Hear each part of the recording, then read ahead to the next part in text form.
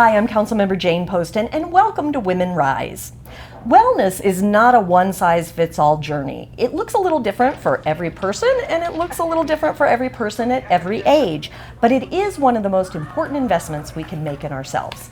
Today, we're going to talk about what the City of Chandler is doing to support that for every generation throughout the entire community.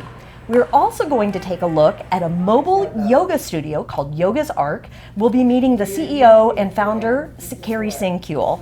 But today I am here at the Tumbleweed Rec Center.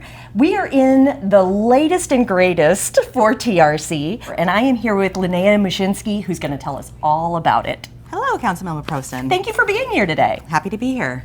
Well, welcome to the expanded area of TRC. It's beautiful. Thank you very much. We're excited to have this open for the community. It is an 11,000 square foot expansion space, and we have different areas throughout. So we have our fitness area, which has ballet bar, TRX, weights, all sorts of fitness activities available in there. We also have a multi-purpose room for events and presentations. We also have a classroom that is pretty large, fits quite a bit of people, and it is dividable, as well as a billiards and dart area. That's fantastic. So tell me, the other interesting thing is you have the Saguaro Social Club. What exactly is that, and how does it fit into all of Yes, so we're very excited about our Saguaro Social Club. It is a program devoted specifically for ages 55 and over, and it is programming that is based off of what the community is asking for. So if there are activities people are wanting, whether it's yoga, chair yoga, socialization activities, we are trying to gear that towards what the community is asking for. So it might look a little bit different in 6 months or a year from now than it does today. Definitely. As we evolve and grow, since we've only been open for about a month, things will continue to be added and changed, and we really want to get people's input on what they want to see going on here. That's fantastic. So we've been also talking about this space as a multi-generational center. Can you tell us why that's important to the residents of Chandler? Yes, Tumbleweed Recreation Center has always been a hub for fitness and community and families. We want to make sure that it's including our older adults as well, that we have a space dedicated just for them to be able to socialize and learn wellness and educate themselves about topics they're interested in. So as a member of that sort of aging community, yes. I understand they weren't quite ready for the senior center, and we're keeping that intact, our senior center for the folks that like the crocheting and maybe a little more sedentary activities, but this is really sort of that in-between. Yes, we definitely love our Chandler Senior Center and hope to partner with them in quite a few activities in the future. We're hoping to offer more active wellness type oriented activities here, just because the population we see coming here likes to engage and likes to participate and be physical and mentally sharp. I think that's fantastic. So what's the feedback so far? What are you hearing from our residents? Well, first of all, they love the space. The lighting has been a huge comment of just feeling open and fresh.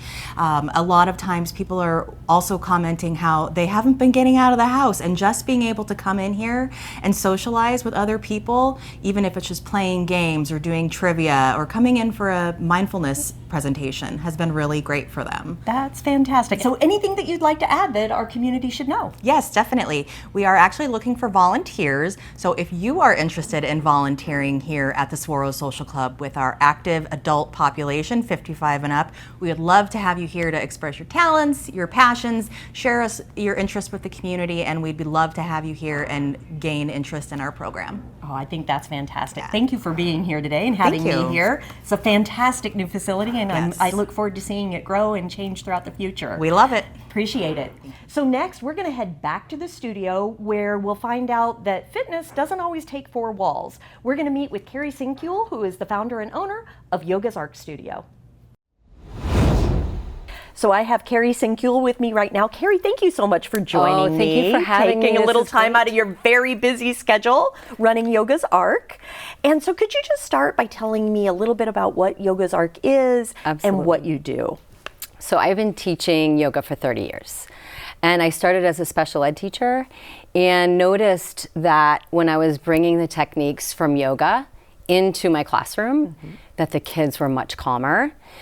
And after about 15 years of teaching, I had to take care of some ill family members and retire from public education. And then I was like, you know what? We need to get out of the studios with the elite where people are fighting over where their spot is and really not making it comfortable for beginners. And I said, what if we come up with a mobile yoga concept where we bring it to the people, where we bring it to the living rooms, to the corporate offices. And that's really what makes you so different than any other yoga studio. You don't need the four walls and the doors. And now people are not afraid because they're in the comfort of their own space. Awesome. Yes. Awesome. And then how is it going? How has that worked out? You serve all sorts of communities. That's something else that I've always admired and that I think is very different from what maybe other places are doing. Yes, so it's kind of, I just was a channel. And when we started in 2017, I didn't know what to expect. I was open to anything. When COVID came, we had to pivot. So our pivot became our specialty, which was bringing it to behavioral health and addiction recovery. And the places that were requesting us, we were the first services coming back in when COVID, like when it was subsiding, because they were missing the yoga more than any of their services, which is when it was really like we're making a difference. And at that point, we started our nonprofit.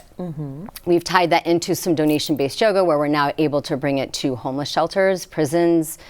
And there are some communities that can afford it and some that can't. So we all work together in Arizona to make sure that we find a way to provide it.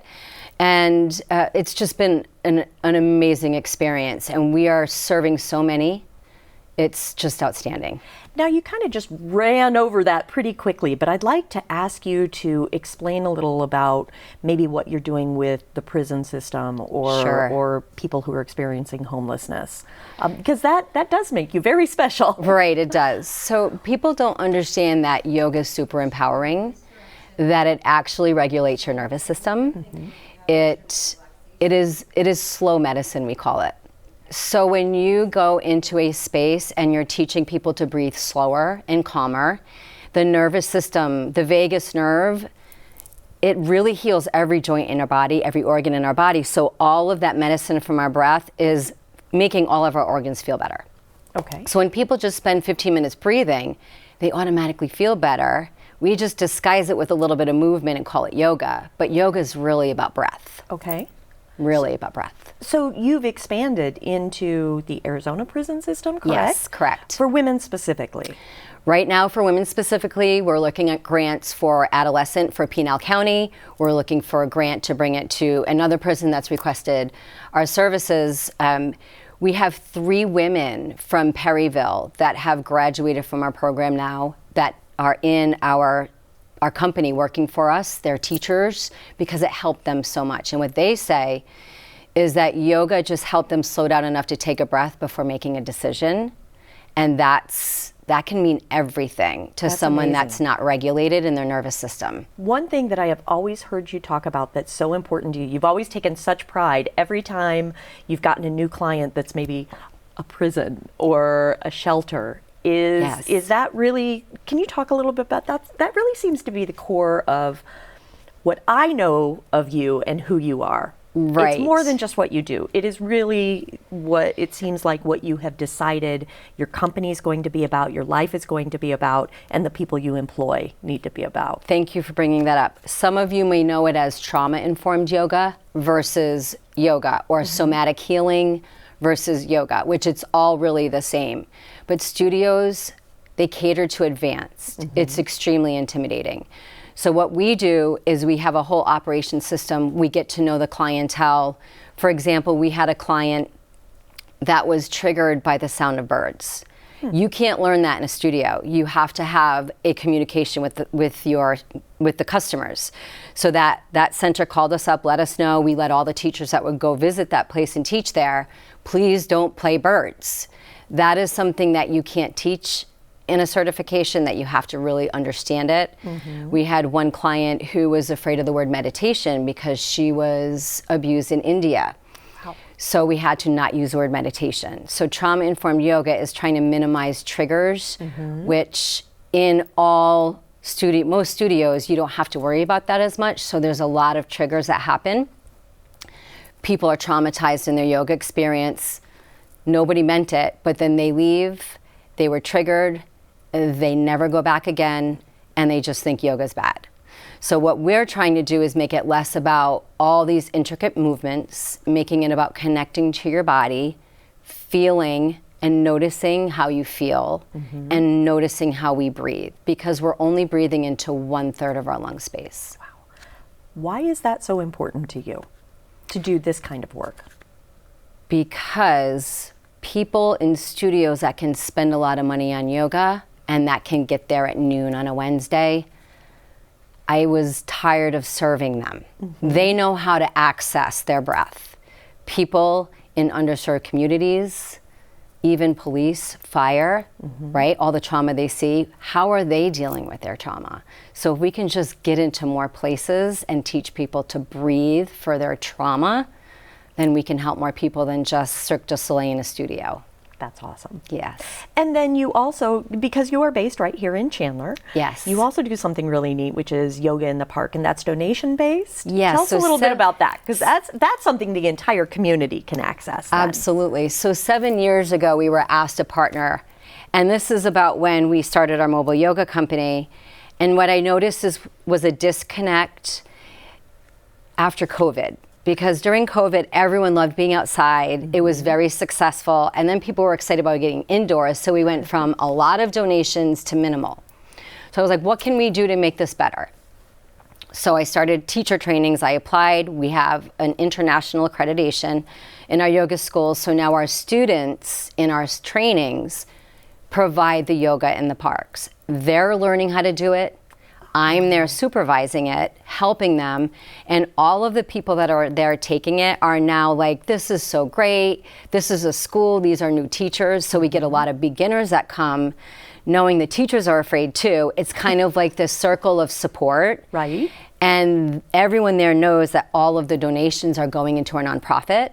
So it's really increased because we brought more value to the nonprofit process. That is fantastic. Plus, people get to experience downtown Chandler. Yes. And this is during the fall. Let's make that clear. Yes, so it's what way are the too months? hot right now. It's November through April at 10 a.m. and it's family friendly. A lot of parents bring their infants on blankets, their dogs. That's great. It's very family oriented. We're very laid back, very inclusive. Very Chandler community. Very Chandler community. And then now you've mentioned your nonprofit a couple of times. Give us a little plug on that. Just brag a little. Thank you.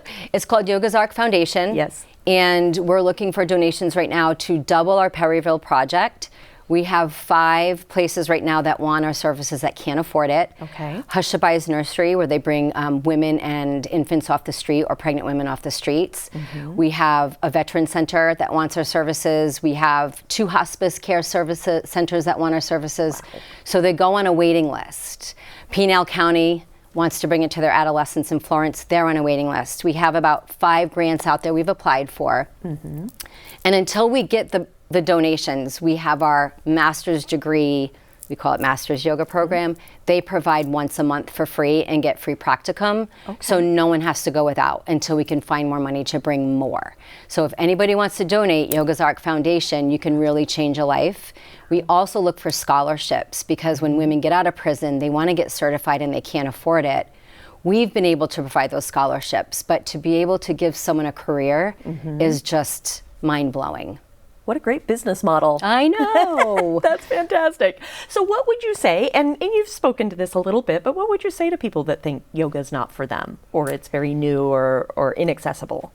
The most popular that we like to call our new yoga concept is called No Sweat, No Change Chair Yoga. Okay. It's about 30 minutes. Okay. You come in your attire, you sit in a chair, you don't have to change, you're not sweating.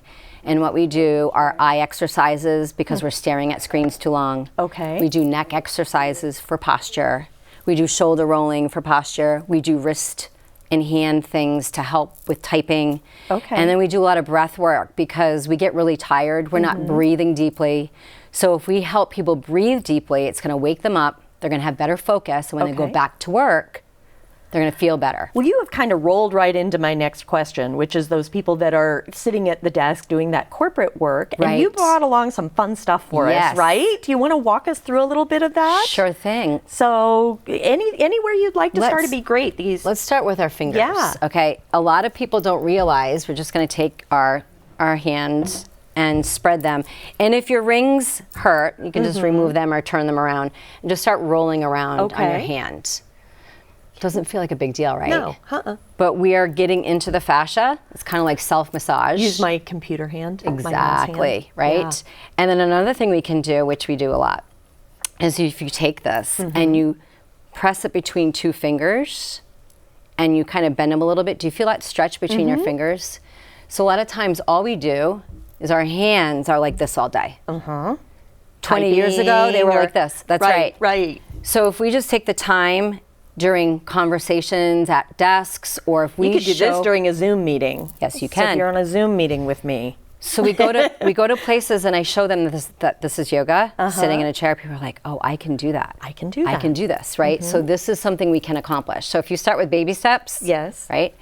All right, we'll put these down. Okay. And then simply we can just take our right ear to right shoulder. Do you feel that stretch in the left side of your neck? I do this one a lot, Right? honestly. Yeah. It's great. A lot of people don't. It's great. Yeah. You know what? You said something about Go to the people other side not so we're wanting not help. lopsided. Oh, okay. I don't want to be lopsided. Nope. Actually, it feels amazing. Doesn't it? Right? Like a little. Right? Yeah. Yeah. This is something you talked about too, which I think is great. Absolutely. People don't like help for some reason. No. So when we use props in yoga, it's support to get deeper or support to make the floor higher, because some people are tall and just need more length in an arm. And sometimes we need props to get more cozy. Okay. Right? There's one of my favorite things that we like to do laying down that I would love to show you towards the end of the show if we can. Okay. And then something that we can do, like I can show you standing up. Okay. Let's see. If we took these blocks Okay. and I wanted to release my lower back during a work day, Okay. but forward folding isn't safe for me. Okay. There we go. Okay. All right. And forward folding isn't safe for me. If I have two blocks, it can help me bend my knees. Okay. I can place the blocks here and just let my head hang. Okay. Notice how much my knees are bent to support my fold. Right. Right? Right. This, you know those machines they tell you to hang upside down in for Yes. your spine? Do really Yes. people want to like lock their ankles? No. Right. This does the same thing. All Okay. I'm doing is creating some just space for each vertebra to separate, get some space. I can shake my head yes, shake my Okay. head no. And I'm just using these blocks as a little support.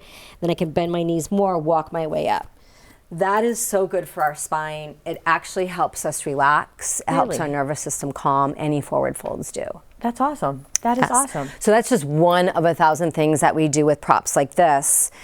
And we do a class called restorative, which is where we literally lay around and just breathe. That And sounds like my kind of it yoga is. class. Who wouldn't love that? Yes, we call it nesting. Okay. And it strengthens our nervous system, decreases cortisol.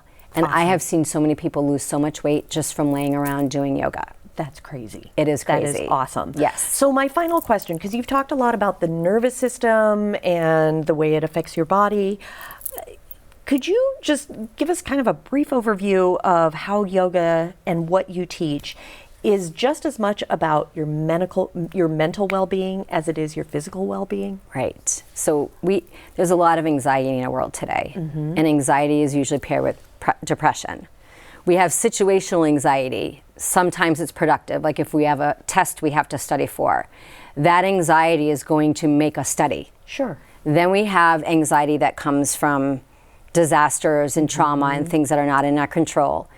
And then there's either genetic or long-term anxiety. Okay. What yoga does is it helps us really understand maybe what causes it. It helps us slow down and know, okay, maybe that's not a good place for me because that creates my anxiety. We take time to learn about what our triggers are so that we make better choices for the things that we can't control. Awesome. That's awesome. Yes. Well, what you do is amazing overall, and thank you for being here with us today. Up next, we're going to go back out to the Tumbleweed Rec Center, and we're going to see where the focus is staying active and engaged. So we'll see you there. I'm back in the Tumbleweed Recreation Center. I'm with Erika and we are in the ceramics studio. So I think everybody knows that TRC offers all sorts of great dance classes, fitness classes, but we offer a lot of little special classes too, right? Could you tell us a little bit about those? Definitely. We offer a huge variety of classes. So like you mentioned, we have all of those, as well as we have some cool things like copper etching, photography, salsa dancing.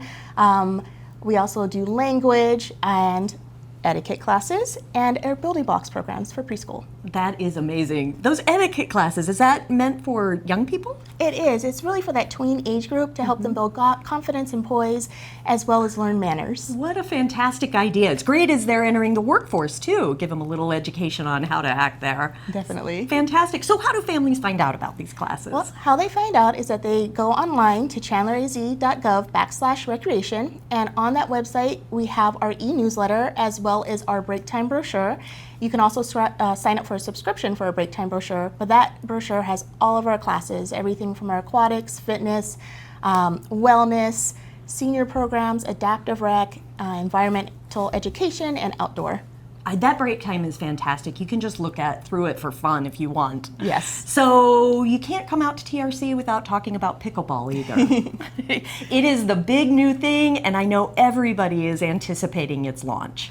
Yes, our pickleball community is so excited to have 18 new courts outside where they can come and socialize, teach other people how to play pickleball, as well as get together and celebrate their milestones in their life. You know, there's a lot of weddings, grandchildren being born, and just celebrating birthdays. Oh, it's going to be a great addition to our community. I know we have pickleball courts throughout the City of Chandler and some of our city parks, but this big one right for the center of the community is going to be fantastic. So thank you, Erika, for joining me today, and thank you for joining me on Women Rise. I'm Councilmember Poston. We'll see you next time.